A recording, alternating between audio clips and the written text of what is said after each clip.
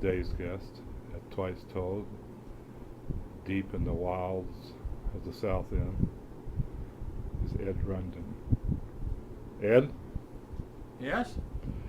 do you have anything to say to the Facebook crowd? Yeah, actually, my wife and I went to Cambodia and Vietnam in February this year, and I was interested in Vietnam. I'd been there in an earlier lifetime, but the Vietnamese have moved way on. They're way past the war. In fact, we're Chapter 83 in an 800-year war between the North and the South, and we are in a very long chapter. Also went to Angkor Wat, which is the damnedest pile I've ever seen. It's gigantic. I think it's more spectacular than Rome or the pyramids or the Parthenon. There was a city of 1 million people there in the 1400s. Most of it was palms and wood and stuff like it's all gone, but the huge temples are incredible, and they spread over a 10 or 15 square mile area. So it was stupendous. And I really wasn't ready for that. Also, I found I could not square the people I met in Cambodia with the regime of Pol Pot.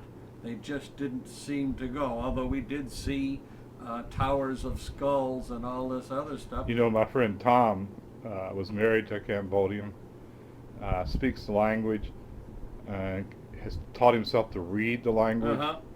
So he works sometimes as a translator.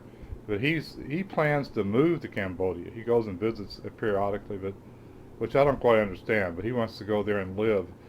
He's also a writer, and yes, he thinks it's a good place for him to do his writing. Lovely people, really. But I mean, our guide's father had been a police chief, and he'd been in sympathy with the Khmer Rouge.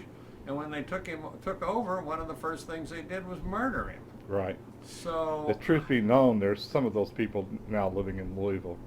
it might be true. I know wouldn't be at all be surprised. I know it's true.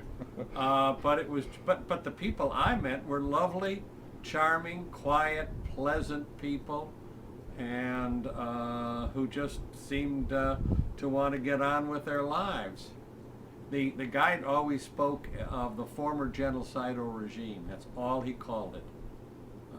The former genocidal regime, and trying to get him to go. Now, our guide in Vietnam was an old son of an old Arvin officer, and he was a little more pissed off about the whole thing. Although he didn't talk, he said some of the more delicate questions. He'd say, "Wait until we're alone in a room, and I'll be glad then to answer all the questions you have." And he did one night, and people ask all kinds of rather indelicate questions about Vietnam. Although Vietnam's doing quite well. The North better, or the South better than the North. The North seems to have huge numbers of poor people, which they can stuff in Japanese factories, which the Japanese open and close depending upon the economic situation. They were, of course, all closed when we were there. So the North Vietnamese are more aggressive. It was really interesting. You really did sense a difference in the people. Although either North or South, it is worth your life to walk across the streets, because there are 4,000 damn motor scooters coming at you in all directions from all places. Well, Ed, I'm getting kind of hungry. What about you? Yeah, I think so. That sounds good to me. Let's go get something to eat, man. Okay.